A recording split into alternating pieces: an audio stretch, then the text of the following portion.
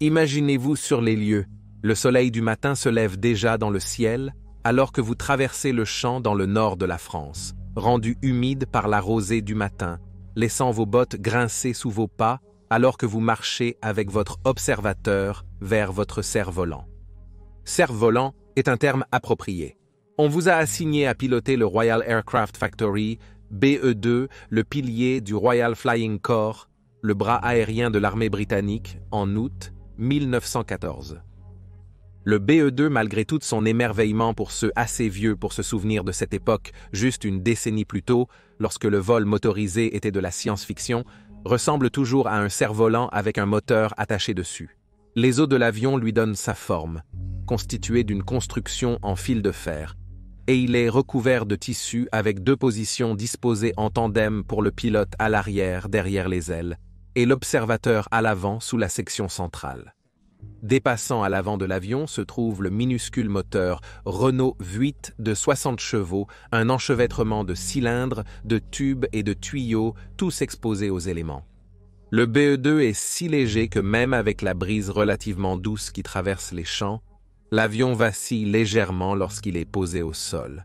Vous saluez l'équipe au sol qui vous aidera à démarrer le moteur et à retirer les cales des roues, libérant votre monture pour commencer votre course au décollage. Alors que vous examinez l'avion à qui vous allez confier votre vie pendant les prochaines heures, votre observateur ouvre la boîte qu'il porte et retire la grande caméra noire encombrante avant de la transporter dans son cockpit. Une fois que vous êtes tous les deux assis, vous commencez la procédure de démarrage alors qu'un membre de l'équipe au sol tire sur la pale de l'hélice et que le moteur tousse et crachote pour démarrer. C'est votre première mission en tant que pilote sur le front occidental en août 1914. Comme des milliers d'hommes partout en Europe et même dans le monde entier, vous vous préparez à partir en guerre. Mais contrairement à ceux qui sont sur terre ou sur des navires en mer, l'avenir est loin d'être clair pour vous. Car ils ont tous l'avantage d'avoir une idée de ce à quoi la guerre ressemblera pour eux. Mais pour vous et le reste du Royal Flying Corps et des aviateurs militaires du monde entier, vous êtes encore en train d'apprendre les ficelles du métier. Le simple fait de voler est une réalisation incroyable, sans parler de l'engagement dans un rôle militaire. Et pourtant, vous êtes à moins de 20 minutes des lignes de front. Vous êtes l'un des pionniers étonnants de l'aviation militaire. C'est une journée dans la vie d'un pilote de la Première Guerre mondiale. Bienvenue aux guerres du monde.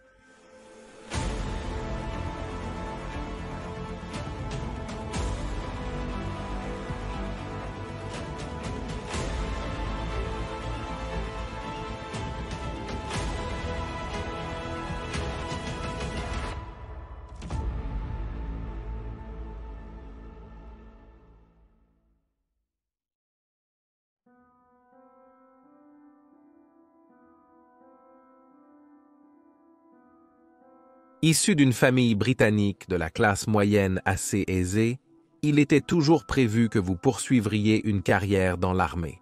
De nombreux hommes de votre famille, sur plusieurs générations, ont servi dans la cavalerie, et vous avez passé de nombreuses nuits captivés par les récits audacieux de leurs exploits dans la police de l'Empire britannique à travers le monde, tout en vous imaginant un jour ajouter vos propres récits à ces histoires incroyables.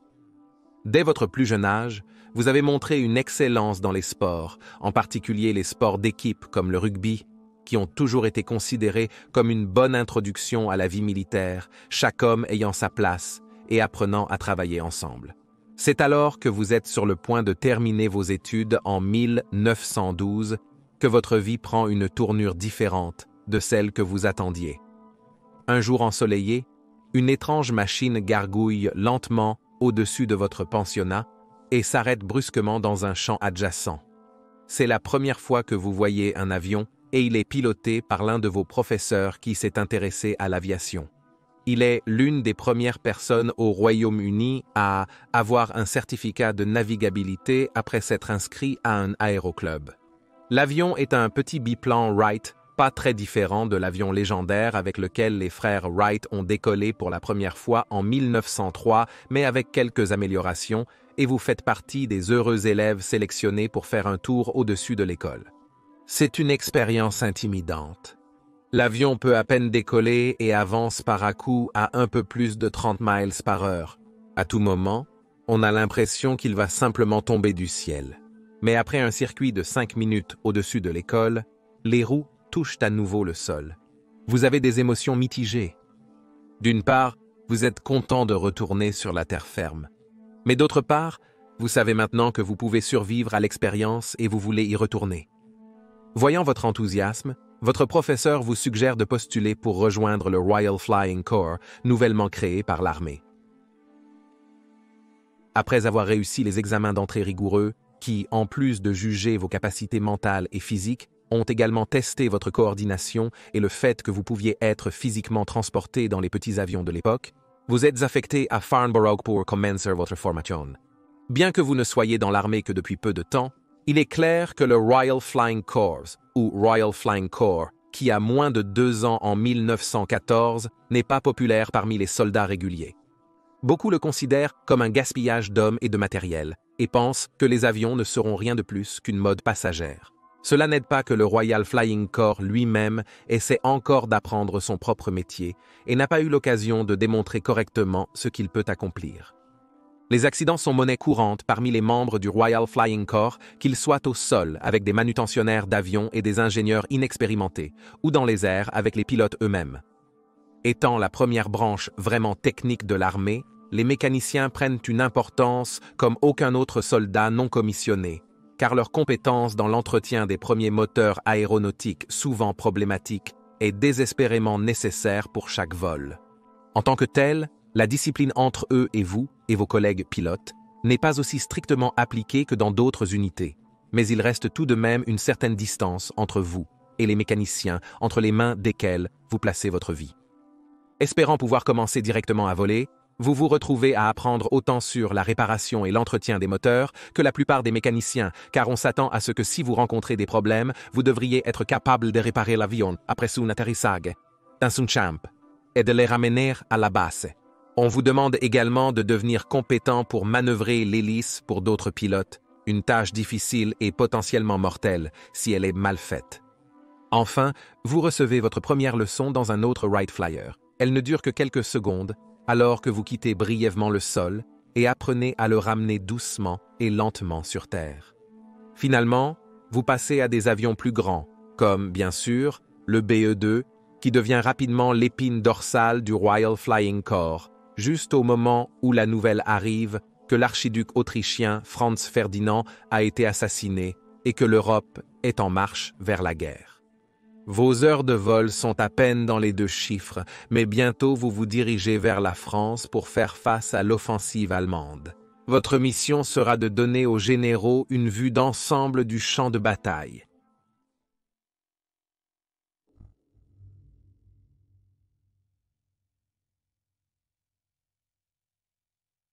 Le BE-2 prend son temps pour monter au ciel, son petit moteur grince pour faire tourner l'hélice qui tire l'avion biplan, remplissant le cockpit de suie et de fumée d'essence, bien que depuis le cockpit arrière, vous soyez quelque peu protégé par votre observateur. Lorsque vos roues quittent le sol, elles continuent temporairement à tourner pendant que vous sentez l'avion commencer à virer à gauche, une particularité courante lors du décollage d'un BE-2, et vous compensez avec les pédales qui contrôlent le gouvernail. En montant, vous faites attention à ne pas tirer trop fort sur le manche de peur de perdre de la vitesse et de caler, ou, à l'inverse, de priver le moteur de carburant puisqu'il est alimenté par un réservoir situé sous votre observateur par rien de plus que la gravité. Toujours en ascension, vous avez le temps de commencer à réfléchir à l'efficacité de votre monture dans les jours à venir. Le BE-2 est classé comme un avion militaire, mais vous savez qu'en réalité, il n'y a presque aucune différence entre un avion militaire et un avion civil. Le BE-2 n'a pas été conçu pour faire plus que voler avec une chance raisonnable que le pilote revienne sur Terre en toute sécurité. Une caractéristique clé en soi dans ses premiers jours de vol militaire, où toute personne ayant des heures de vol à 2 chiffres était considérée comme un pilote expérimenté. En fait, les premières victimes du Royal Flying Corps pendant la guerre ont été tuées en essayant de se déployer en France lorsque leur avion s'est écrasé alors qu'il était encore en Angleterre. Le lieutenant Robert Skene, que vous avez rencontré, était le premier pilote britannique à réaliser une boucle avec un avion. Vous avez vu l'homme voler. Il n'était pas débutant. Vous comprenez combien ce jeu est dangereux. En ce qui concerne l'armement, vous portez des revolvers de service standard, et votre observateur a un fusil. L'idée de fixer une arme à l'avion à ce stade semble risible. L'opinion parmi vos camarades et supérieurs est divisée sur la manière dont un avion pourrait être utilisé comme une arme, ou même s'il le devrait. Certains pilotes s'accrochent à l'idée d'un code d'honneur parmi les aviateurs que tuer un frère pilote n'est tout simplement pas la chose à faire. Cependant, il y a déjà ceux qui sont impatients de transformer leurs avions en instruments de mort volants, cherchant à installer des bombes sous leur fuselage et des armes pour abattre les avions allemands. Pour l'instant, votre rôle est la reconnaissance après 6 minutes et demie d'escalade. Vous êtes maintenant à 352,4 mètres. Le monde semble tellement plus petit et vous vous stabilisez, vous sentant pour la première fois en sécurité bien sûr. Au fond de vous, vous savez que c'est loin d'être vrai. Le 22 août 1914, le Royal Flying Corps a perdu son premier avion sous le feu ennemi lorsque l'infanterie allemande a abattu le sous-lieutenant Vincent Waterfall et son observateur, le lieutenant Charles George Gordon Bailey, pilotant un biplan Avro 504 au-dessus de la Belgique. Les deux hommes ont été tués dans le crash subséquent. Avançant péniblement à seulement 60 miles par heure, l'image en patchwork du vert et du brun du monde ci-dessous passe lentement en dessous, interrompue seulement par le rare nuage filandreux. Soudain, votre observateur repère quelque chose et vous signale de regarder en bas à droite.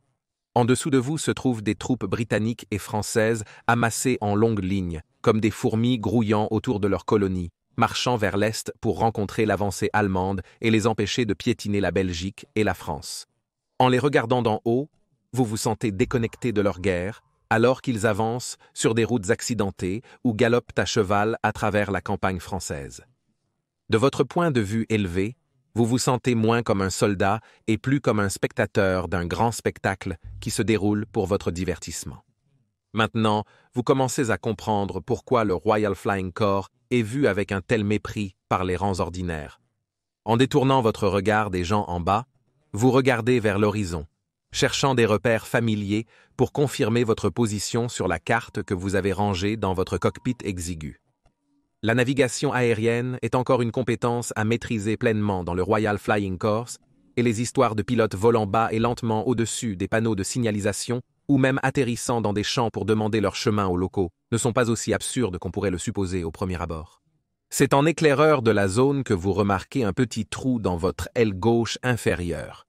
C'est alors que vous réalisez qu'en survolant des soldats amis, au moins l'un d'entre eux a tiré quelques coups de feu sur vous, et une balle a eu de la chance. Il n'y a pas de dommage significatif à l'avion, à part le petit trou, de la taille d'une pièce de monnaie dans le tissu, mais c'est ce que le trou implique qui vous déstabilise. Ce n'est pas seulement l'ennemi dont vous devriez avoir peur. Les avions motorisés sont encore une invention si nouvelle et une vue si inhabituelle dans le ciel que beaucoup d'infanterie effrayée supposent automatiquement que tout avion est l'ennemi.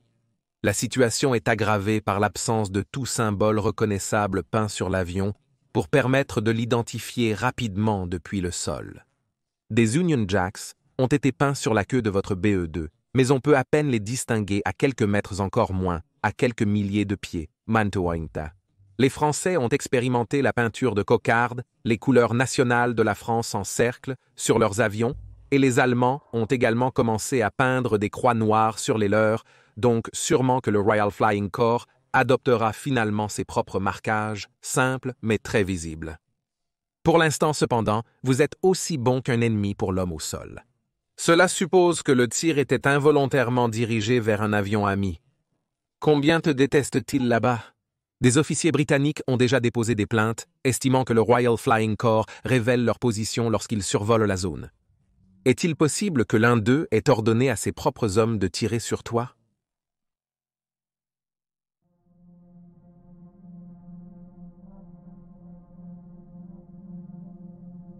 Une église à l'est, une rivière à l'ouest, une gare au nord. Ce sont vos repères qui indiquent que vous êtes dans votre zone d'intérêt désignée pour votre mission de reconnaissance. Quelque part là-bas, plusieurs centaines, peut-être des milliers de troupes allemandes se rassemblent, prêtes à avancer avec l'objectif final de capturer Paris. En utilisant le manche et les gouvernails, vous inclinez l'avion vers la gauche, en direction du nord, vers la gare. Et c'est ici que vous apercevez l'ennemi pour la première fois. À une courte distance de la gare, votre observateur pointe des dizaines d'hommes qui s'affairent autour des voies, réparant les dégâts causés par l'armée française en retraite pour ralentir les trains de troupes allemands. C'est un renseignement important. Et alors que vous vous alignez perpendiculairement aux voies, votre observateur commence à sortir de son siège avec un appareil photo à la main. Non attaché, il compte sur vous pour maintenir l'avion aussi stable que possible pendant qu'il prépare l'appareil photo et prend la première photo. Il n'est pas facile pour lui de prendre des photos du sol avec les ailes et le gréement du BE-2 bloquant une grande partie de ses points de vue, mais il parvient habilement à prendre quelques clichés. Certains pilotes ont commencé à prendre les photos eux-mêmes, leur observateur chargeant le film et le leur passant pour qu'ils puissent prendre la photo avec leur meilleure vue. Ce n'est pas la politique officielle du Royal Flying Corps, et cela pourrait s'avérer potentiellement catastrophique, puisque le pilote cesse de se concentrer sur le vol pour prendre les meilleures photos possibles. Mais parfois, le besoin de mener à bien la mission l'emporte sur la pratique standard. En tournant vers le sud-est, il ne faut pas longtemps avant que vous aperceviez de nombreuses tentes amassées dans les champs autour d'une ferme isolée. Ce sont évidemment les troupes coincées ici pendant qu'elles attendent que le chemin de fer soit réparé. Vous alignez l'avion pour prendre plus de photos, mais alors que vous le faites, vous commencez à voir des bouffées de fumée bleue émerger de derrière des sacs de sable et sur des plateformes construites à la hâte. Le BE-2 commence à donner l'impression de s'agiter et vous observez de plus en plus de trous apparaître dans les ailes et le long du fuselage alors que vous êtes touché par des tirs de mitrailleuses allemandes. Vous luttez contre l'instinct de détourner l'avion, mais vous savez que vous devez rester stable pour permettre à votre observateur de prendre sa photo.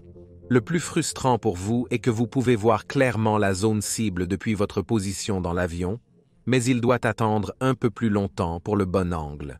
Vous vous maudissez d'être un tel maniaque des règles et commencez à envisager de prendre vous-même les photos à l'avenir. Tout pour minimiser votre temps face à ces canons. Enfin, il donne le signal qu'il a pris la photo et que vous devez vous éloigner du campement. Vous vous interrogez sur les dégâts subis par votre cerf-volant, mais impossible de le déterminer avant l'atterrissage. Pour l'instant, il se comporte correctement, et ni vous ni votre observateur n'avez été touchés. Alors vous vous concentrez sur le retour à l'aérodrome et la remise de vos photos vitales. Vous volez depuis près de 2 heures maintenant. En vous rapprochant des lignes amies, vous vous demandez si plus de balles britanniques seront dirigées vers vous. Et si l'une d'entre elles sera la balle qui vous achèvera. Votre fil de pensée est soudainement interrompu par votre observateur qui commence à agiter frénétiquement son bras droit vers le nord-ouest. Vous regardez où il pointe, mais vous ne voyez rien au sol. C'est alors que vous réalisez que ce qu'il a vu est en l'air. Vous concentrez votre regard sur les silhouettes noires de ce qui ressemble à un oiseau de forme étrange, mais vous réalisez alors que vous regardez dans l'œil d'un avion allemand. Il s'appelle un Taube et est en fait conçu pour ressembler à un oiseau. Le Taube plonge depuis un niveau de vol supérieur au vôtre, puis semble se tourner vers vous. Votre observateur regarde par-dessus votre épaule et vous signale qu'il a l'intention de tirer dessus. Vous acquiescez et vous tournez le nez de votre avion dans la direction de l'avion allemand. Les 2 avions volent maintenant l'un vers l'autre, et sachant qu'il ne peut pas tirer vers l'avant, vous attendez le moment opportun pour tourner sur le côté et permettre à votre observateur de tirer sur les Allemands avec son fusil.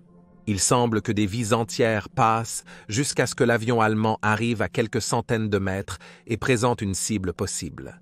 Vous inclinez l'avion vers la gauche et avec une certaine appréhension, vous regardez votre observateur viser au-dessus de votre tête et commencez à tirer avec le fusil.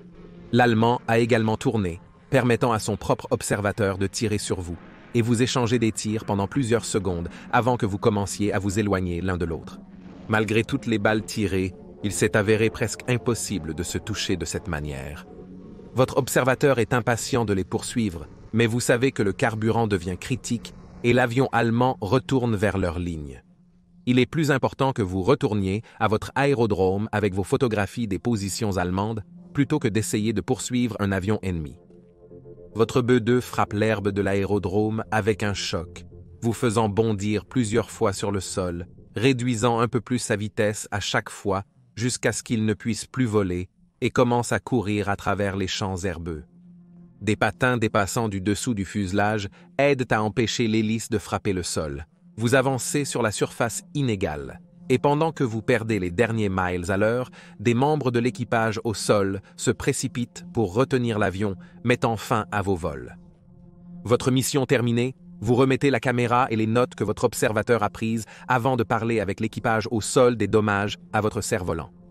Après cela, c'est un peu de repos, de la nourriture et probablement une autre mission. Pour les généraux dirigeant la guerre, vous avez fourni des renseignements précieux, des renseignements qui auraient été impossibles juste une décennie auparavant. Les avions ont pratiquement éradiqué l'élément de surprise. Et même si les troupes au sol ne vous apprécient pas toujours, vous savez que le Royal Flying Corps joue un rôle essentiel pour tenir les Allemands à distance. Vous êtes certain qu'au cours des prochaines années, l'importance des avions ne fera que croître. Mais ce que vous ne pourriez jamais savoir, c'est que cela se fera à un terrible prix en vies humaines.